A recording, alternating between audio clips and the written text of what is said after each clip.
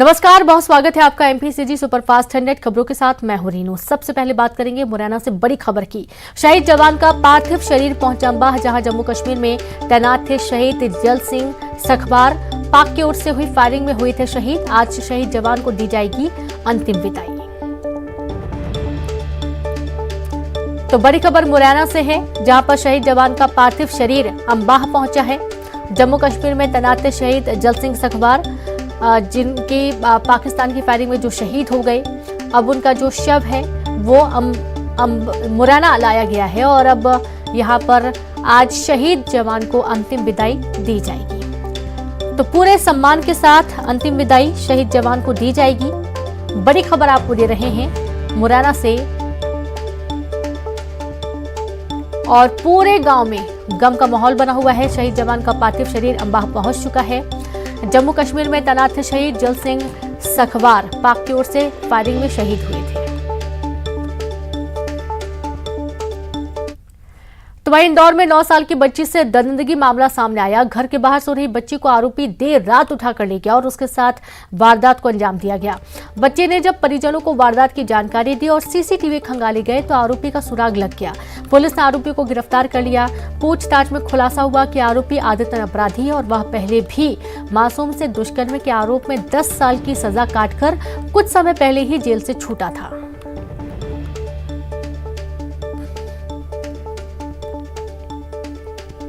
Six hours हमने जो उसका जो प्राइम अक्यूज्ड है उसको हमने हमारी कस्टडी में लिया है और अभी तक हमारी पूछताछ उससे भी हमने करना स्टार्ट करी है। अभी फ़िलहाल तक हमें उसमें ये पता चला है कि वो पूर्व में भी रिकॉर्डधारी रहा है। पहले भी 376 के केस में वो अभी फ़िलहाल ही मतलब बरी हो गया है और पहले जा चुका है जेल में।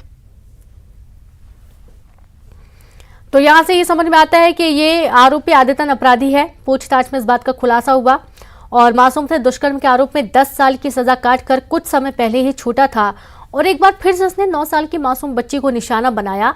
घर के बाहर बच्ची सो रही थी और उस दौरान इसने वारदात को अंजाम दिया। संवाददाता अरुण त्रिवेदी जुड़ गया। अरुण, बहुत आश्चर्य की बात है कि कुछ समय पहले ही इसने 10 साल की मासूम के साथ दुष्कर्म के आरोप में जेल में था और कुछ वक्त पहले ही छूट कर आया और उसने तुरंत फिर से एक 9 साल की बच्ची को निशाना बना लिया।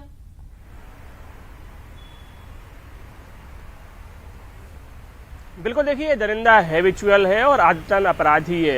ये राजेंद्र नगर के अमितेश नगर की घटना है, जब एक चौकीदार की 9 साल की बेटी घर के बाहर सो रही थी। उसका पिता है वो चौकीदारी का काम करता है। ये बहिसी दरिंदा इसको सोते में उस मासूम को उठा लाया और बाउंड्री बाल से उसको दूसरी तरफ फेंक दिया और उसके बाद फेंकने के बाद उस बच्ची को उठाकर ले गया, उसके साथ रेप किया और उसके बाद उसको सड़क किनारे छोड़कर चला गया। इसके बाद जैसे ही लोगों को जानकारी लगी, पुलिस को सूचना दी और पुलिस ने कई सीसीटीवी तलाशे, कई टीमें बनाई। उसके बाद ये घटना जब सीसीटीवी में कैद हो गई तो इस बहसी दरिंदे को गिरफ्तार कर लिया और बताया जा रहा है कि कुछ समय पहले ये 10 साल की सजा काट कर आया और रेप के आरोप में ही ये जेल में था। इसका नाम चंदन और चमन और लक्ष्मण है और ये अहीर खेड़ी का रहने वाला है। पुलिस ने पास्को एक्ट, रेप और किडनैपिंग की धाराओं में मामला दर्ज कर लिया है और अब इसको कोर्ट में पेश किया जाएगा, जिससे कि इसको जल्द से जल्द सजा दिलाई जा सके। बहुत ही गंभीर और घटना है और ये दुखद घटना है कि एक 9 साल की बच्ची के साथ इंदौर जैसे शहर में जहां कमिश्नर प्रणाली लागू है और पुलिस बहुत सक्रिय बताई जा रही है, वहां पर इस तरह की घटना होना बहुत शर्म की बात है पुलिस के लिए भी और लोगों के लिए भी। और यहाँ से समझ में आता है अरुण कि कोई खौफ नहीं, कोई कानून का डर नहीं आरोपी पर, क्योंकि जब 10 साल की सजा काटने के बाद दोबारा से उस तरीके की वारदात को अंजाम दे रहा है तो जाहिर सी बात है ऐसे आरोपियों को तो जेल से छोड़ा ही नहीं जाना चाहिए।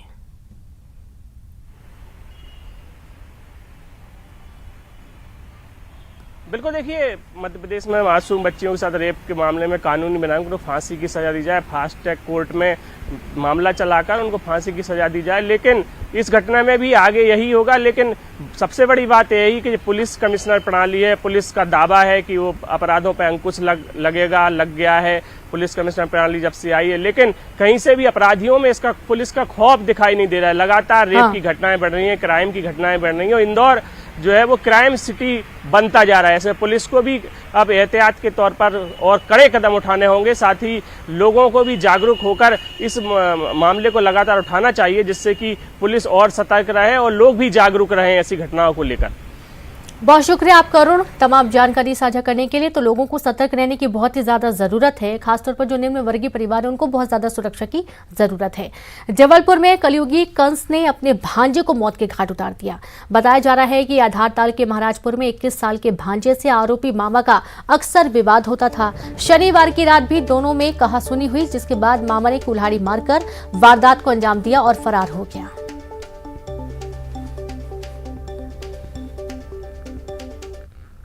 रंजिश थी, पुरानी रंजिश को लेकर कुल्हाड़ी मारकर और उसकी दुर्गेश कोल की हत्या की गई है। सर, आरोपी का कुछ पता चला है? हाँ, आरोपी तलाश कर रहे हैं आरोपी की। दमोह में शिक्षण संस्थान की लापरवाही का वीडियो सोशल मीडिया में वायरल हो रहा है और एक पोस्ट ग्रेजुएट कॉलेज के क्लासरूम के इस वीडियो में दिखाई दे रहा है कि छात्र क्लास में बैठे हैं और उनके आसपास सीलिंग का मलबा पड़ा हुआ है। बताया जा रहा है कि 10 दिन पहले सीलिंग गिरी थी और स्टूडेंट बाल बचे थे, लेकिन कॉलेज प्रशासन की लापरवाही देखिए, फिर से उसी कक्षा में क्लास संचालित करवाई जा रही है। हद तो यह है कि क्लासरूम में सीलिंग का मलबा तक नहीं हटाया गया और बच्चे वहां पर पढ़ाई कर रहे हैं।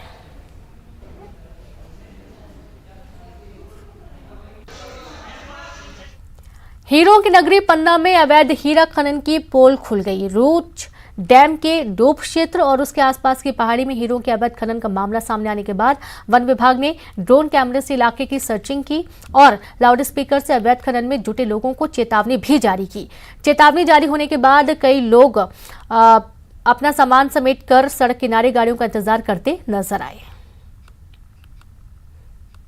आज हमारे उत्तर मंडल के एसडीओ श्री दिनेश गौर, वन मंडल उत्तर पन्ना के रेंज ऑफिसर अजयगढ़, धर्मपुर, देवेंद्र नगर और समस्त स्टाफ के साथ में आज यहाँ से जो बाहर से आके लोग जो जंगल में बैठे हुए थे, खुदाई कर रहे थे और टपरा बना कर रह रहे थे, उनको निकाल कर यहाँ समझाइश देकर बाहर कर दिया गया। कल उनको सचेत कर दिया गया कि यहाँ से स्थान छोड़ दें, लगातार कार्रवाई होगी। आज उनको खाली करवा दिया गया है, कल से मिलते हैं तो वैधानिक कार्रवाई की जाएगी।